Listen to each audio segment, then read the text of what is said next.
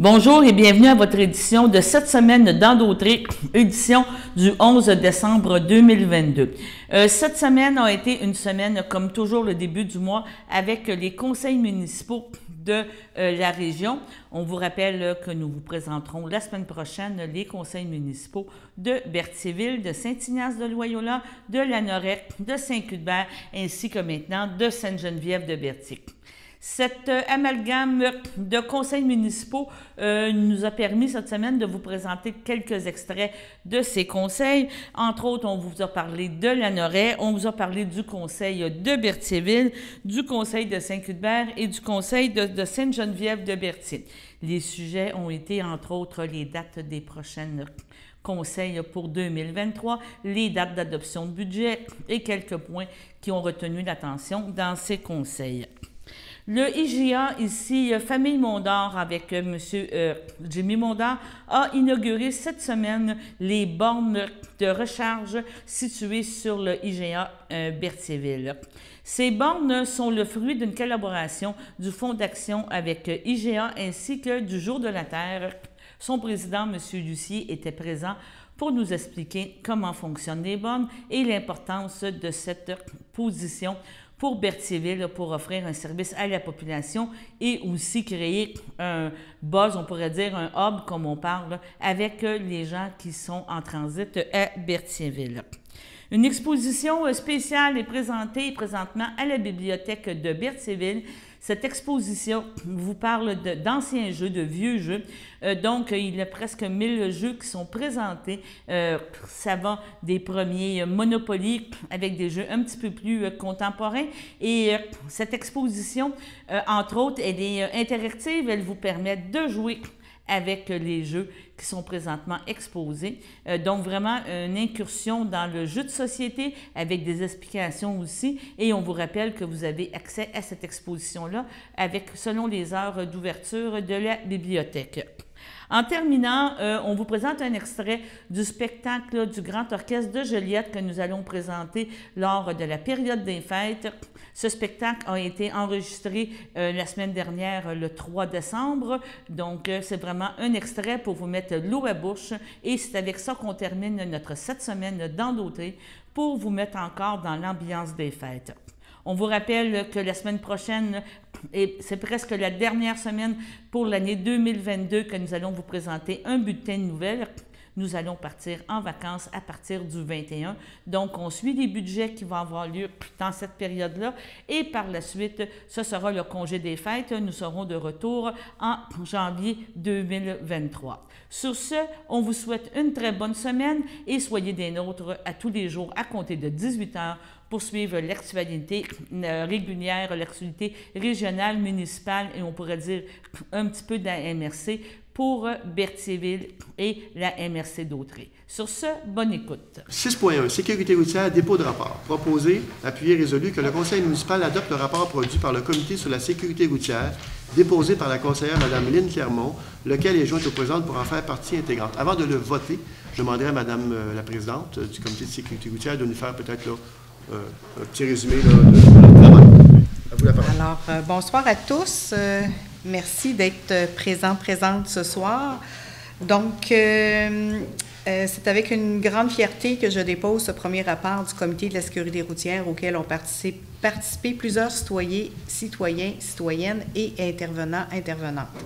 Les deux principaux objectifs du comité sont améliorer la sécurité routière sur l'ensemble du territoire, préserver et améliorer la qualité de vie de toute la communauté. La multitude d'informations qu'a collectées le comité tout au long de cet exercice est remarquable. Les membres, après analyse des données, proposent plusieurs recommandations, mais il y a une recommandation qui, à notre avis, est le pilier sur lequel devrait reposer l'ensemble des recommandations. C'est que le conseil municipal mandate un expert afin d'accompagner les membres du comité à l'élaboration d'un projet de plan d'action sur la sécurité routière à court, moyen et long terme et qu'il soit inclus dans ce mandat une analyse de notre sondage. Sans faire ombrage à toutes les autres recommandations qui suivent, il nous apparaît important de préciser que la participation citoyenne est primordiale pour la réussite de cet exercice et s'assurer d'un partenariat fort avec l'ensemble des acteurs que nous retrouvons sur notre territoire. Plusieurs citoyens et citoyennes se sont impliqués directement dans ce projet. Ces citoyens et citoyennes ont consacré plus de 22 heures aux discussions en comité afin d'échanger et de rencontrer les acteurs clés, sans compter les nombreuses heures de recherche sur le sujet qu'ils ont effectuées afin d'améliorer la réflexion. Je tiens à remercier personnellement les citoyens qui ont pris part à une ou plusieurs rencontres et plus particulièrement à ceux qui ont participé à la conception du rapport final, soit Mesdames Doris Boisjoli, Anna Dossuani, Cheryl Tremblay, Marie-Ève Mondor qui est à ma droite, Messieurs André Champagne, Martin Gagnon, Alain Lévesque et André Villeneuve, notre maire. Alors, sur ce, je vous remercie beaucoup. Évidemment, il y a plein de recommandations qui vont suivre, donc je vous invite à les lire. Il sera disponible sur le site de la municipalité dans les prochains jours. Merci. Des questions? Madame Clermont? Ça va? Parfait. Merci, Madame Clermont. Demande de subvention au programme Desjardins. Il est proposé, appuyé et résolu d'entériner la demande de subvention auprès de Caisse Desjardins pour l'acquisition d'une station de remplissage de bouteilles d'eau potable à utiliser lors d'événements. Est-ce qu'on a une photo, M. Maire? Une photo ou un descriptif, tout le monde? Parce que c'est quand même... bon, en fait, c'est un projet de un peu plus de 20 000 et Desjardins pourrait contribuer jusqu'à hauteur de 6 ou 7 000 dans ce projet-là. Alors, l'idée, dans le fond, vous l'avez compris, hein, c'est de s'assurer que des gens qui ont des bouteilles d'eau, comme on vient d'entendre, puissent, lorsqu'ils sont à l'extérieur, les remplir à nouveau. Alors, au lieu d'être dans un petit abreuvoir, c'est vraiment quelque chose qui est vraiment fabriqué pour ça. Et ça évite les bouteilles de plastique, entre autres, puisqu'on veut éviter d'utiliser. Donc, on va l'utiliser le moins possible. Ça, c'est l'exemple de ce qu'on fait avec. Excellent. Alors voilà, est-ce que j'ai un proposeur? Je propose. Proposé par Mme Lynne Clermont. Est-ce que j'ai un appuyeur? Appuyé par M. Martin Lavallée à ma droite, ceux qui sont en faveur. À ma gauche? Donc, c'est unanime. Ah, on a la photo? Oui. Je vais la regarder parce que moi-même, je voulais la voir. C'est similaire, ça ne veut pas dire que ça va être nécessairement comme ça, mais c'est le genre de choses. On peut le déplacer sur le territoire, alors tout dépendamment où l'événement se tient, alors merveilleux. 5.4, budget 2023 et programme triennal d'immobilisation 2023-24-25, date d'adoption. Il est proposé et appuyé par résolution que le dépôt et l'adoption du budget pour l'année financière 2023 et du programme triennal d'immobilisation 2023-24-25 ait lieu lors d'une séance extraordinaire le 19 décembre 2022 à 19 h, que la présente résolution abroge et remplace sa résolution 2022-11-386 qui avait prévu qu'on adopterait le budget le 12. Et on voulait avoir un peu plus de temps pour regarder les options qui s'offraient aux membres du Conseil pour le budget. Et avec le travail, évidemment, des officiers et du personnel de la municipalité, ça nous a permis de regarder d'autres options, s'assurer qu'on fait ça correctement. Donc, on a repoussé la date d'adoption, non pas le 12, mais ce sera le 19 décembre, un petit peu avant Noël. Est-ce que j'ai un proposeur pour le changement de date? Je propose. Proposé par M. Martin Lavallée. Est-ce que j'ai un appuyeur? J'appuie. Appuyé par Mme Marie-Ève Mondor à ma droite, ceux qui sont en faveur. D'accord. À ma gauche? D'accord. C'est unanime.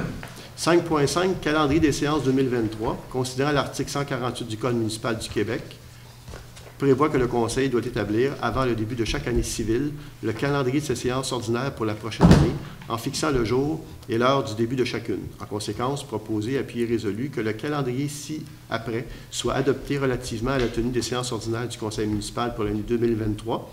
Ces séances se tiendront aux dates suivantes et débuteront à 20 h à la salle du Conseil municipal, donc 57 rue La Roche, Lanoraie. Et les dates, ça ne change pas, c'est le 17 janvier, 7 février, 7 mars, 4 avril, 2 mai, 6 juin, 4 juillet, 8 août, 5 septembre, 3 octobre, 7 novembre et le 5 décembre. Qu'un avis public du contenu du présent calendrier soit publié par le directeur général et greffier trésorier, conformément à la loi qui régit la municipalité. Ça va? Est-ce que j'ai un proposeur? Je propose. Proposé par Mme Lynne Clermont. Est-ce que j'ai un appuyeur? Appui. Appuyé par M. Martin Lavallée à ma droite, ceux qui sont en faveur. D'accord. À ma gauche? D'accord. C'est unanime. H7, calendrier des séances ordinaires du Conseil pour l'année 2023. On est déjà rendu à parler de nos réunions de 2023. Donc, Mme Lebrun. Considérant qu'en vertu de l'article 319 sur la loi sur les cités et villes, le conseil municipal doit établir avant le début de chaque année civile le calendrier de ses séances ordinaires pour la prochaine année. En conséquence, je propose d'adopter le calendrier des séances ordinaires du conseil municipal de la ville de Berthierville pour l'année 2023, lesquelles débuteront à 19h30, à savoir le 16 janvier, le 6 février, 6 mars, 3 avril, 8 mai, 5 juin, 3 juillet, 7 août, 5 septembre, 2 octobre, 6 novembre et 4 décembre. Merci. C'est appuyé par? J'appuie. Fontaine, je rappelle au vote à ma gauche. Favorable. À droite. Favorable. Adopté à l'unanimité. H20, politique de dons et de commandite aux organismes à but non lucratif, OBNL. M. Frenière, vous en faites la lecture. Considérant la politique de dons et de commandite aux organismes à but non lucratif, OBNL, en vigueur depuis le 7 avril 2014 et révisée en novembre 2018, considérant que le conseil municipal souhaite mettre à jour ladite politique étant un outil d'aide à la prise de décision lors de demandes de soutien financier, en conséquence, je propose de suspendre l'application de la politique de dons et de commandite aux organismes à but non lucratif afin de procéder à une révision des clauses au cours du premier trimestre de l'année 2023. Merci. C'est appuyé par? Je l'appuie. Mme Lebrun, je rappelle au vote à ma gauche. Favorable. À ma droite.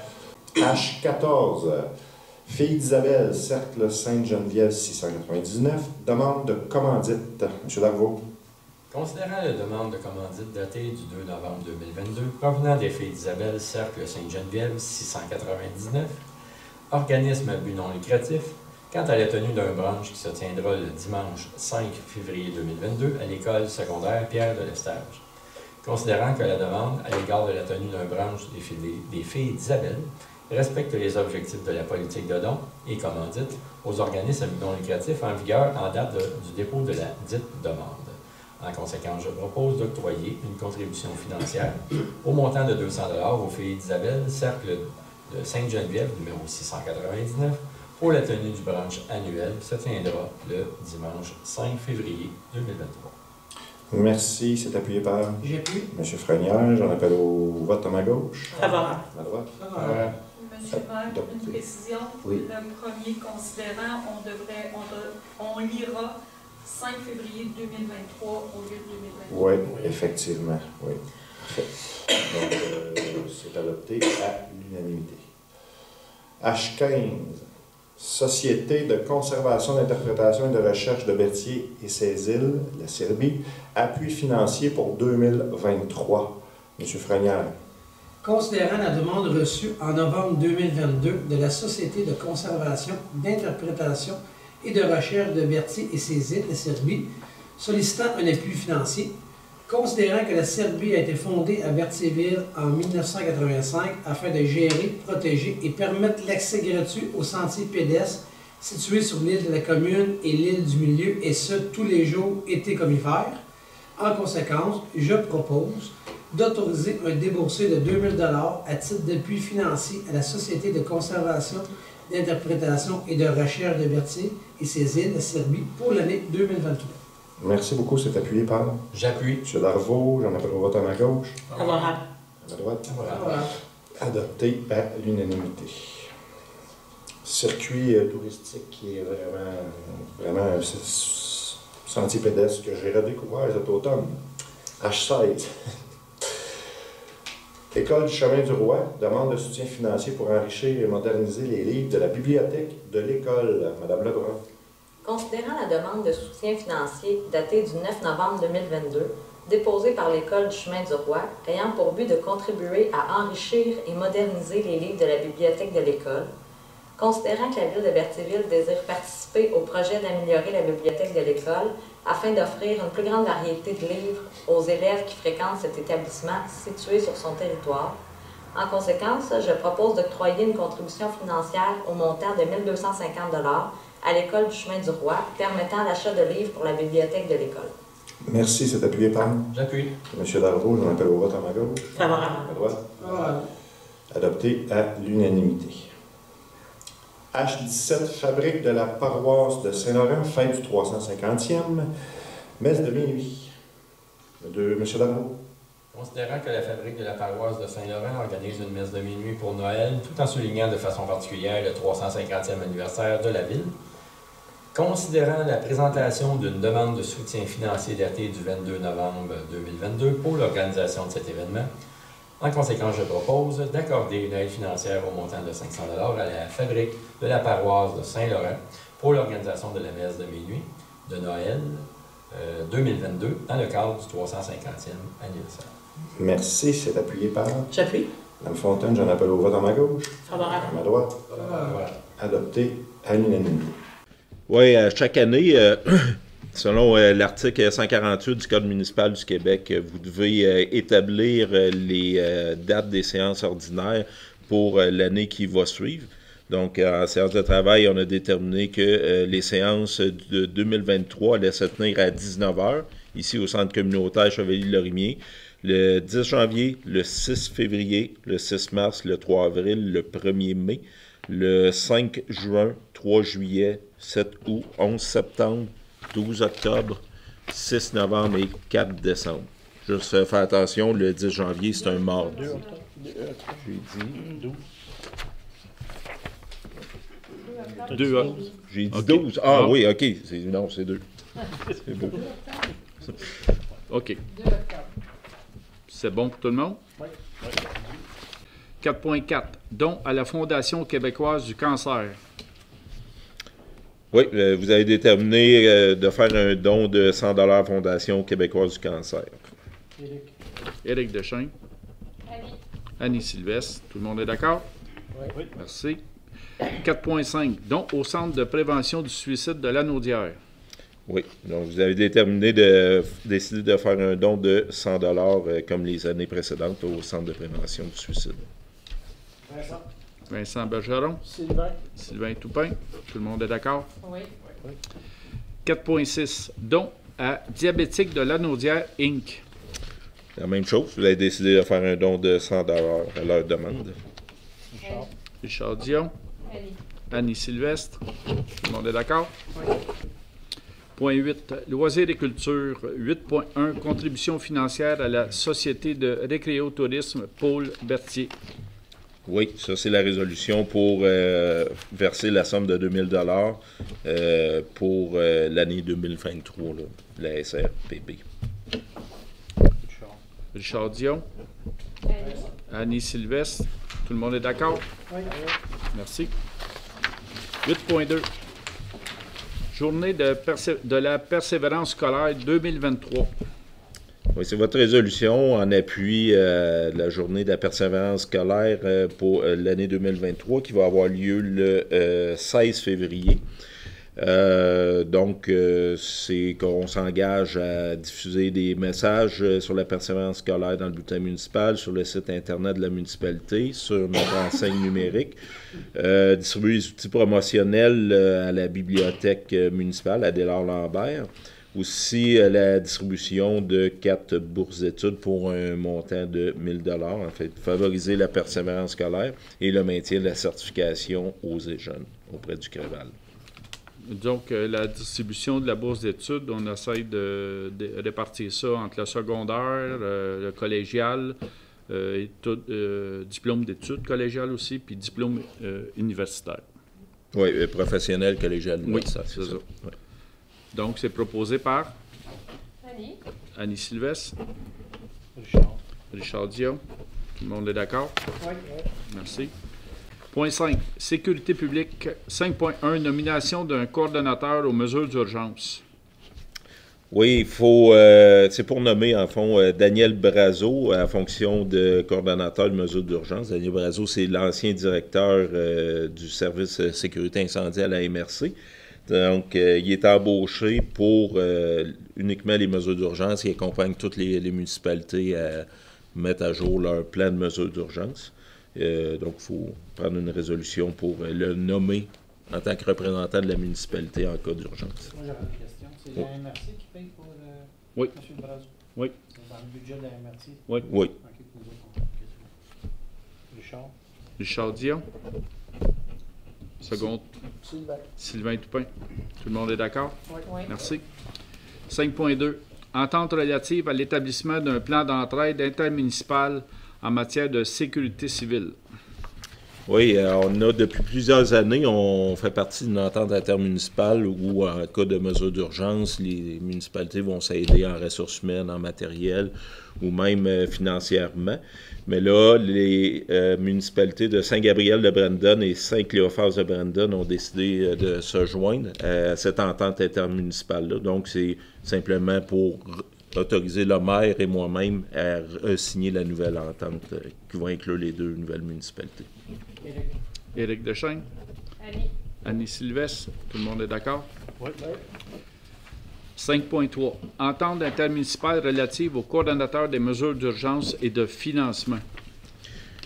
Oui, donc le salaire du coordonnateur mesures d'urgence, M. Brazeau, le Conseil des maires s'est entendu pour utiliser les subventions que le gouvernement avait remis à chacune des municipalités. C'est un montant total de 16 500. Puis les municipalités s'étaient entendues pour mettre ça dans un pot commun à la MRC, géré par la MRC. Donc, là, maintenant, vous avez décidé que ça allait servir à payer le salaire du coordonnateur des mesures d'urgence. Sylvain Toupin. Appuyé par Richard Dion. Tout le monde est d'accord? Oui.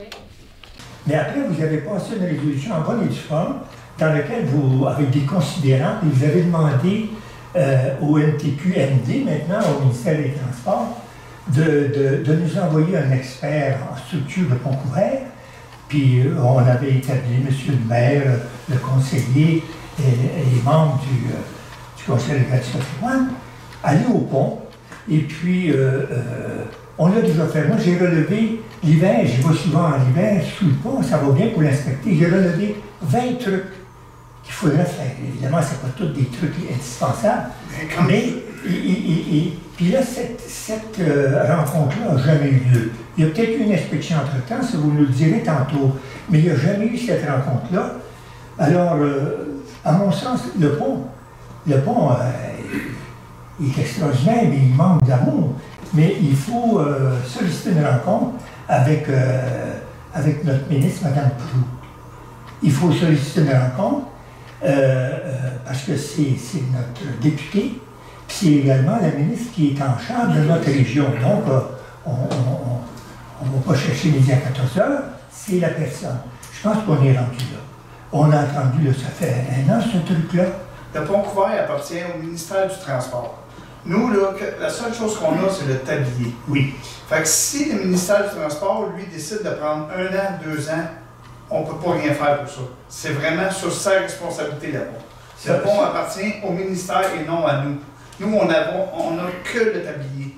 Ça, je suis entièrement d'accord avec vous. On est sur la même longueur d'onde. On est responsable du tablier, rien d'autre, c'est le ministère. Mais il ne bouge pas. Alors, il faut. Oui, si on reste assis... Monsieur Lanois, il ne fournit pas. On a demandé une baisse de vitesse ici à 50, puis ça ne bouge pas plus, puis on ne peut pas rien faire plus. C'est le ministère du Transport qui décide. C'est vraiment eux qui ont tout ça dans les mains. Oui. On sait qu'ils sont là. Le ministère du Transport, ils sont venus au mois de novembre. Ils ont vérifié d'ailleurs le pont, puis il y a l'entour de ça. Je sais comment ils sont venus. C'est eux autres, ça leur appartient le pont. Oui, mais moi, moi personnellement, ce qui m'inquiète, c'est à un moment donné, ils vont arriver, puis ils vont faire comme ils ont fait au début 90. M. Marcellet, il était peut-être là à ce moment-là. On ferme le pont, il est dangereux. Les assises, est-ce qu'ils sont mouvants? C'est du béton d'il y a je ne sais pas combien d'années. Si ça se met à bouger, ils ont des balises pour voir si ça bouge ou si ça ne bouge pas. À un bon moment donné, ils vont arriver et ils vont dire « Oh, les assises sont plus bonnes. » Mais là, on ferme le pont. C'est tout ça qu'on veut? Moi, je pense pas. J'aimerais ça qu'on le sache avant. Oui, mais eux autres, c'est eux autres qui vont prendre une décision. Nous autres, dans le fond, c'est pas nous autres. On a beau leur envoyer des lettres, on a beau leur... Tout ça. Si eux autres prennent 3 ou 4 ans, c'est eux autres, là. C'est pour ça qu'il faut les interpeller. C'est-à-dire qu'il ne faut pas se soumettre à leur rythme, il faut essayer Vous êtes accéléré. Ils sont venus en novembre, ils l'ont inspecté. Oh oui. Ah oui, ils sont. Il y avait cette journée-là. Oui. On ne peut pas rien faire d'autre que d'attendre sur le rapport. Non, mais c'est ça, mais ça va être quoi le rapport? Ça risque de rentrer en janvier, février, peut-être, ça, je comprends ça. Il n'y a pas de problème. Mais le sachant, en février, s'il n'est pas rentré, on peut tirer un petit peu. D'accord, oui. Puis, selon le rapport, on avise là. Oui. Puis, oui, c'est ça. Puis, ils sont, sachant qu'ils sont allés, ils se sont encordés, puis ils sont allés en dessous. Ils ont fait l'inspection en dessous. On va peut-être avoir une belle surprise. J'ai hâte de voir, mais en préalable, en préambule à tout ça, moi je pense qu'on est peut-être au point, avec la restauration qu'on aurait besoin, de rencontrer Mme Proulx avec ça. Il faut jouer cette carte-là. On est rendu à jouer cette carte-là. Moi je pense que... Autrement, dans 1 an, 2 ans, 3 ans, statu quo. On voit des belles fleurs et des arbres. Statu quo, ça peut reculer aussi, ça peut... Oui. Puis, non, mais vous d'accord pour convoquer Mme Proulx, on va attendre le rapport du ministère. Ça serait, oui. Ça, c'est d'accord. Oui, ça, je suis d'accord avec ça. Mme Proulx va venir ici, elle va dire on a vérifié, le ministère est venu au mois de novembre, on va attendre le rapport. On va avoir pédalé dans le vide. Quand on va avoir le rapport en main, là, convoquer Mme Proulx, on va avoir un outil. Oui, ça s'inscrit exactement dans la nouvelle vision. Pour ceux qui ne savent pas, Berthier, on est en train de revoir tout notre plan d'urbanisme. On est en train de penser à la mobilité active, donc pistes cyclables, piétonnières. On pense de faire un centre récréo-touristique. Donc, vous écoutez tantôt parler de l'avenir côté vert, la faune, la flore, la protection de l'environnement. Ça s'inscrit. Ce projet-là, c'est peut-être un élément d'un point de départ. Donc, pour Berthierville, c'est parfait. On parle de projet, on dit que vous avez un petit projet. Nous autres, on est toujours à l'écoute. On s'inscrit exactement dans ce genre de projet-là. Puis, on parle d'électrification des transports. On s'informe même, nous autres, du côté de la ville, qu'est-ce qu'on peut faire. Donc, très heureux de ce projet-là. On va être partenaire, j'espère. Puis merci parce que finalement, en plus, ça bénéficie à nos citoyens qui sont peut-être souvent dans le besoin. Et d'ailleurs, dans les prochains jours, dans les prochains mois, on va annoncer qu'on se tourne aussi vers le don, la commandite, vers centrer plus vers la pauvreté, le soutien aux familles. Donc, je pense que tout ça s'inscrit parfaitement. Notre bureau est toujours ouvert. Je vois M. Breton, je vois M. Lucier, passez par Berthier. Les projets, on est accueillants. On a ça. En tout cas, vous avez un ambassadeur incroyable. Là. Moi, déjà, je suis un gars de la Naudière. Là. Puis moi aussi, je veux participer à ce qu'on me connaît Berthier, mais qu'on redécouvre Berthier. Et notre site et l'endroit est parfait pour... vous avez tellement une belle ville. Comme point d'ancrage. En passant, la ville de Berthier, quand on regarde le nombre de bornes de recharge rapides par capita qu'il y a, je dirais que Berthier est probablement numéro 1 au Québec. Bon. Parce que je regarde les deux côtés de la 40, je regarde de l'aréna, là ça commence à être impressionnant. Ce qui fait en sorte que ça devient on appelle en bon québécois un hub. Donc l'opportunité dont tu parles, c'est extrêmement intéressant pour la ville de Berthier. On est content d'entendre ça. C'est juste le début. Un petit mot à tout le monde qui est ici présentement. Merci aux gens de la ville de Berthier. Monsieur Perron qui est représenté par Lynn. Je voulais dire merci à Pierre, M. Breton aussi de s'être déplacé. Fait que, je suis très heureux de participer à ce projet-là. Tout le monde sait que j'aime avoir des choses innovantes, des trucs qui sortent de l'ordinaire. Moi, je dis tout le temps à tout le monde qu'on est le premier site au Québec, mais ça, on va le dire. Non, mais on est super heureux de pouvoir avoir ces bornes-là, avec les bornes Tesla. On était très surpris déjà en fin de semaine, ça faisait une semaine qu'on était ouvert, aujourd'hui c'est l'ouverture officielle. Il y avait 6 voitures. On a été surpris, 6 voitures samedi soir à 5 h. Moi, je pensais que tout le monde était dans des 5 à 7 à ce temps-ci de l'année, à 5 h un samedi soir. Mais non, il y avait 6 voitures. Donc, on est content pour l'environnement. On est content d'être innovant. Vous savez, on est toujours On essaie toujours d'être innovant. En tout cas, j'essaie toujours d'être innovant dans mes projets, que ce soit des rénovations des GA, dans la revitalisation du centre-ville, là, les bornes. Puis, comme disait Pierre tantôt, on a un autre petit projet en arrière de la tête, on verra ce que ça donnera dans les prochaines semaines. Donc, c'est ça, je vais profiter du moment pour dire à tout le monde un beau merci. Puis merci d'avoir passé à nous autres à Berthier pour ce projet-là. On est super contents. Vous savez, j'ai un organisme que je tiens en cœur à Berthier. Cette année, malheureusement, à faute de temps et de conflit d'horaire, je ne suis pas le porte-parole. J'ai laissé ma place cette année, le porte-parole de la CABA. Mais on est très heureux que les profits vont donner indirectement donc, à la CABA avec les profits qui vont aller à la CABA. On est ici à l'ouverture de Berthier. C'est notre ça doit être le 65e et 66e borne à peu près mise en service sur un projet de 100 bornes sur 50 sites, 48 au Québec, 2 au Nouveau-Brunswick. C'est des bornes qui ont donc d'une puissance combinée de 125 kW, qui en fait une des bornes des sites de recharge les plus rapides au Québec. Et donc, on est ici, c'est le Jour de la Terre, qui est propriétaire de l'infrastructure. C'est un projet total de 15 millions. Il y a 7 millions qui viennent en équité, donc les marchands IGA ont participé. Le fonds Éco-IGA et le gouvernement fédéral pour 5 millions. Puis il y a des prêts qu'on a contractés auprès d'Investissement Québec, fonds d'action et d'obligataires. Donc, il y a des obligations communautaires qui ont été émises pour 8 millions. Et donc, ça, c'est le package de 15 millions. On finira la mise en service, on espérait, au 31 décembre. On a toujours des petits problèmes de branchement, entre autres avec Hydro-Québec, qui est vraiment sollicité. Donc, on est dans une fin au 31 mars. Puis, c'est à peu près ça. On a, donc, la particularité, c'est la propriété d'un organisme charitable, mais aussi, on remet à chaque 22 du mois, chaque borne est associée à un organisme. Donc, Pierre ici, c'est Pierrot, hein? Oui. Donc, qui est représentant du Centre d'action bénévole d'Autrey. Et donc, c'est pas les profits, c'est l'ensemble des ventes qui sont remis à 22 à chaque mois, donc 22 pour 22 avril, jour de la Terre. Mais à chaque mois, on remet les sous entièrement des bornes à chacun des organismes. Donc, on verse ça une fois par année.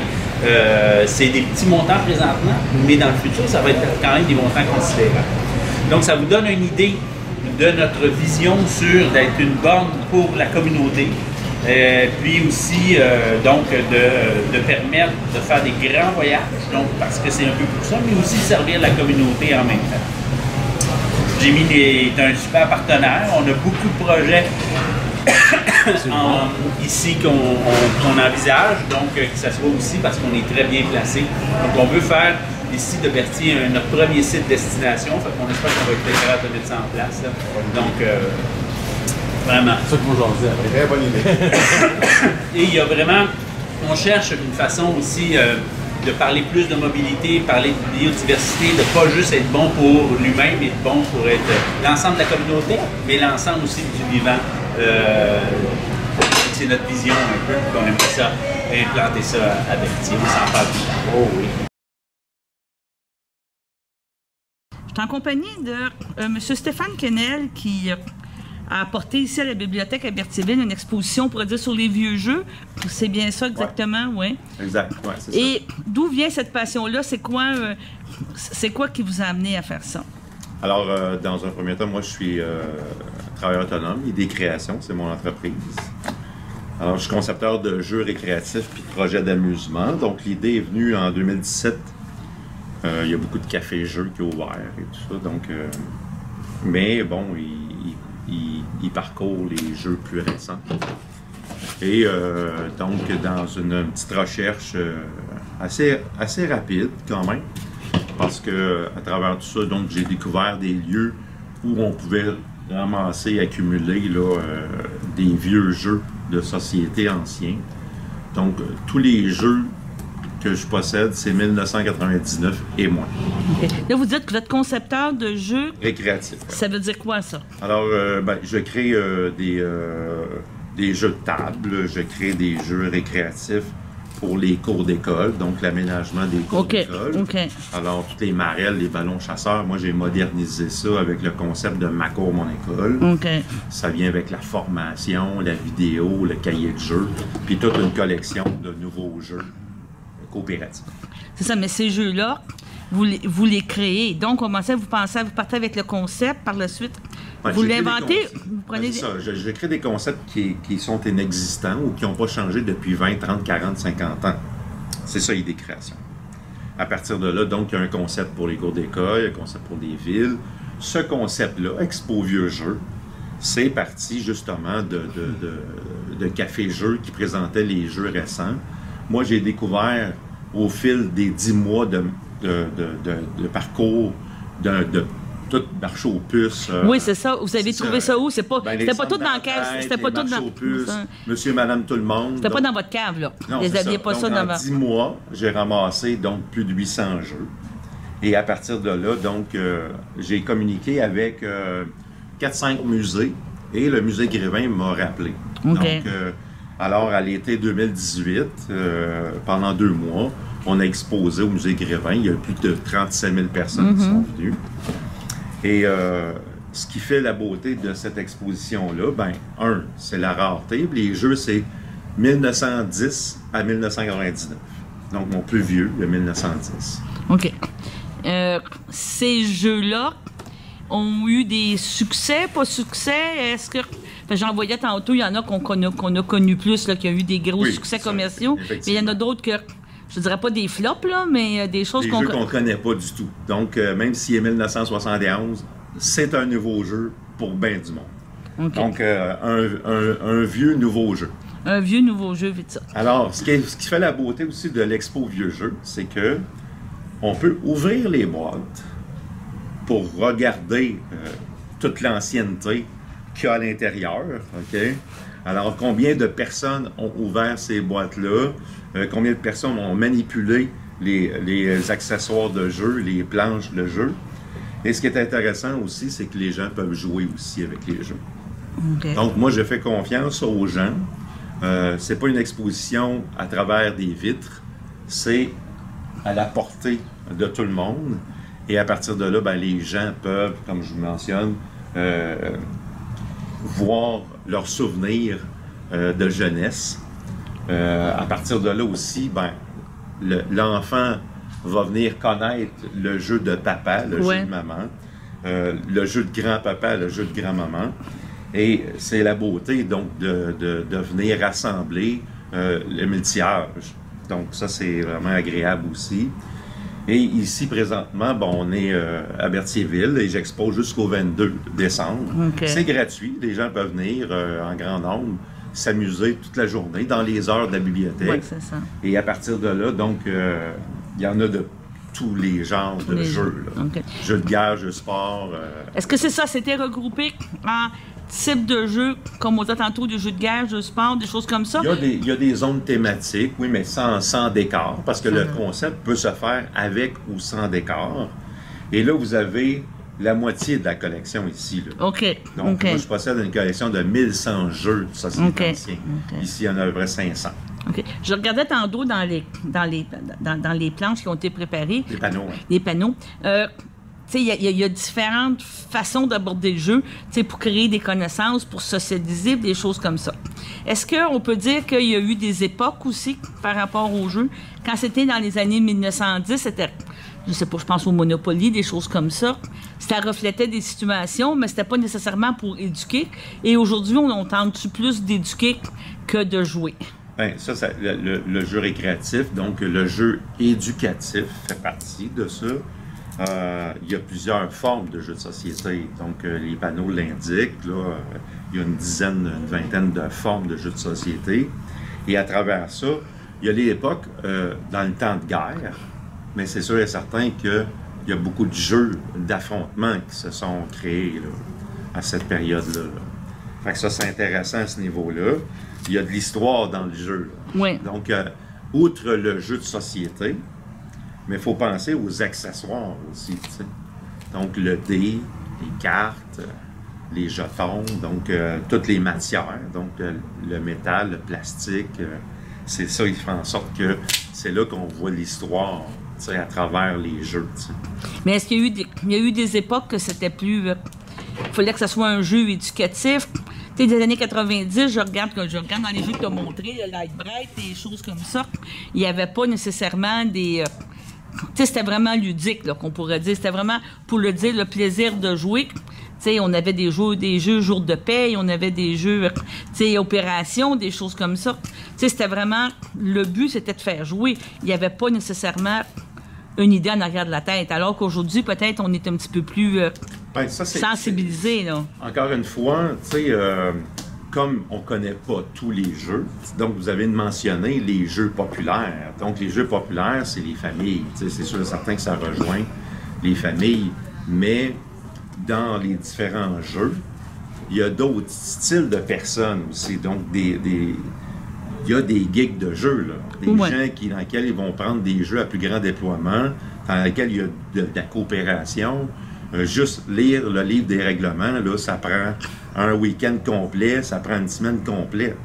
Donc, il y a des jeux pour tous les goûts. Alors, ça n'a pas été fabriqué dans un objectif précis nécessairement, tu sais. Assurément que là, ça devient une question de compagnie de jeu. Parce que, bon, là, présentement, tout ce qui a rapport avec les jeux de société, il n'y a pas 36 000 entreprises non plus américaines. C'est tout ce qui a rapport avec Parker Brothers qui a été racheté. Donc, là, présentement, bon, c'est tout Mattel que ça. Donc, c'est la seule compagnie qui a Milton Bradley, qui a Parker Brothers. Donc, il a tout acheté à partir de là, c'est eux qui décident quel genre de jeu. Mais comme on peut voir sur la table au fond, ben ça, c'est les jeux populaires, qui sont encore refaits. T'sais. Parce que les gens connaissent les différentes éditions. Puis de famille en famille, ben, ils apprennent à jouer à ces jeux-là. Le Yum, le Clou, le Stratego, Perfection, Monopoly, bien sûr. Donc, c'est des incontournables, comme on dit. Mais les geeks de ce monde ne jouent pas à ces jeux-là.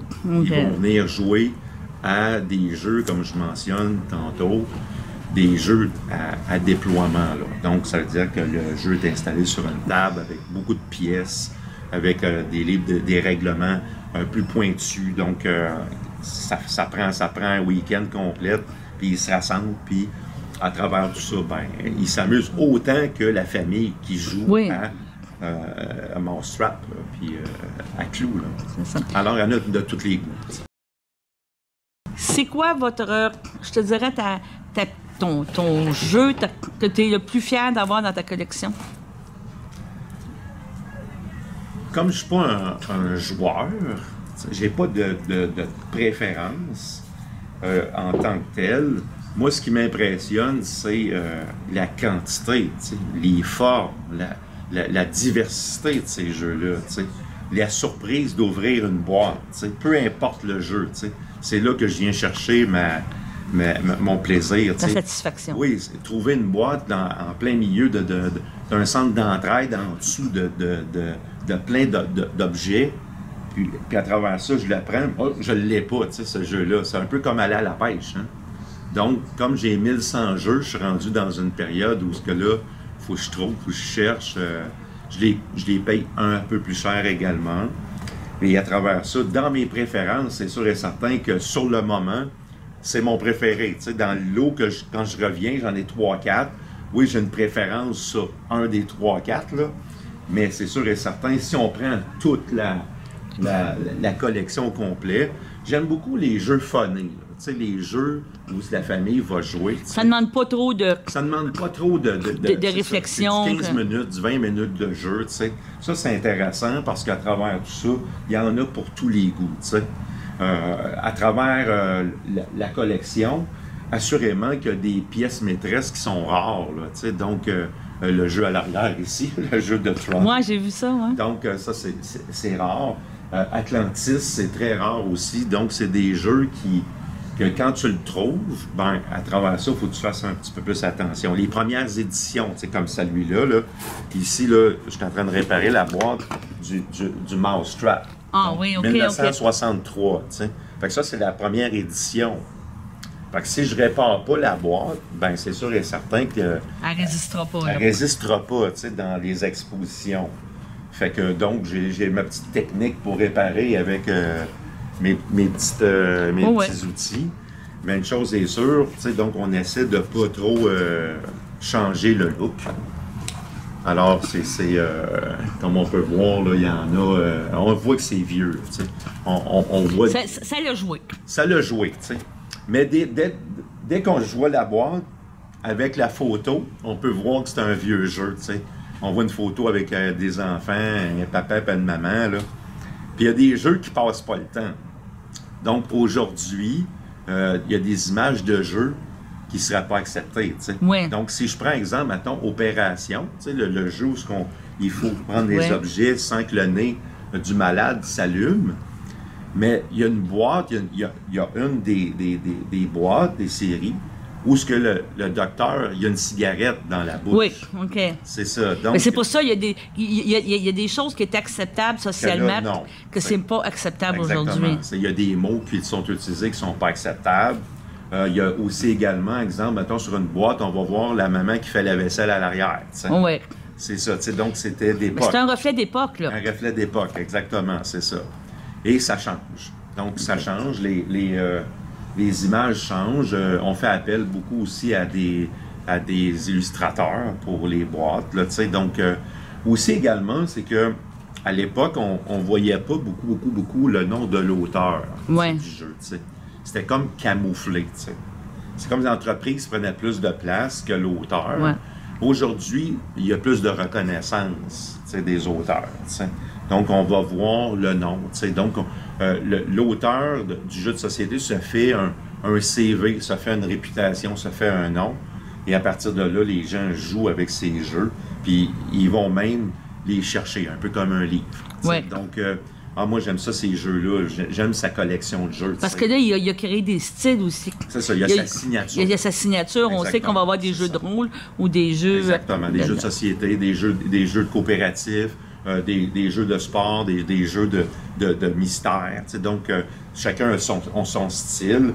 Et à partir de là, donc, les gens recherchent les auteurs maintenant. OK. Le Québec, assurément, c'est pas la grosse place de jeu comparativement à l'Europe, mais de plus en plus... Il y a quand même eu des succès. Là. Oui, il y a des créateurs québécois qui s'illustrent.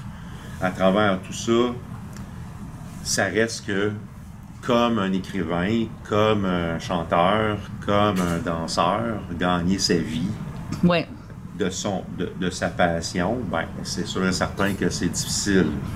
Alors, c'est pour ça que moi, tu sais, comme créateur de jeux récréatifs, je focalise pas juste sur les jeux de société, parce que je pourrais pas vivre que de ça. Alors, donc, j'exploite le jeu coopératif, le jeu de table, le jeu sportif, le jeu d'observation, le jeu de précision, le jeu de dextérité, dans tous mes différents concepts que ID Création va faire. C'est ça, je comprends. Et là, j'ai des clients écoles, des clients villes, comme exemple une école présentement. Donc, la semaine prochaine, je m'en vais y porter 75 jeux. T'sais, ils ont loué le concept, loué pour jouer. Fait que là, c'est le petit service de garde qui vient prendre, pas l'exposition, mais pour combler une journée pédagogique, ils ont loué 75 jeux. Puis ils vont s'amuser toute la semaine avec. C'est bien. Fait que ça fait connaître des éléments d'époque. Il y a l'histoire, c'est vraiment le principe de l'histoire du jeu. Il y a quelque chose à parler, tu sais.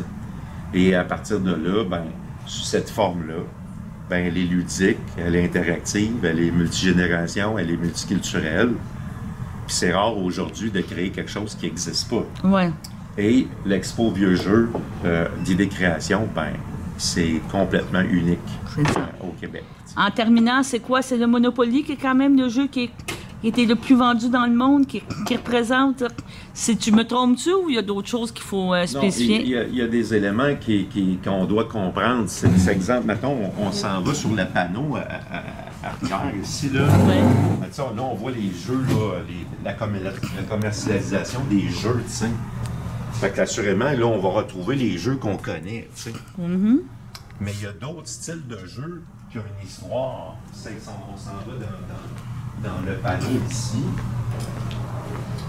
Ben, on peut voir que les POG, donc les POG, c'est quand même vendu à 10 milliards de POG. Donc, c'est les petites rondelles qu'on joue. Le Rubik Cube, il y a toute une histoire à travers ça. Donc, le Jenga, donc on parle de 50 millions d'exemplaires. C'est sûr que le Monopoly se vend à l'année et tout ça.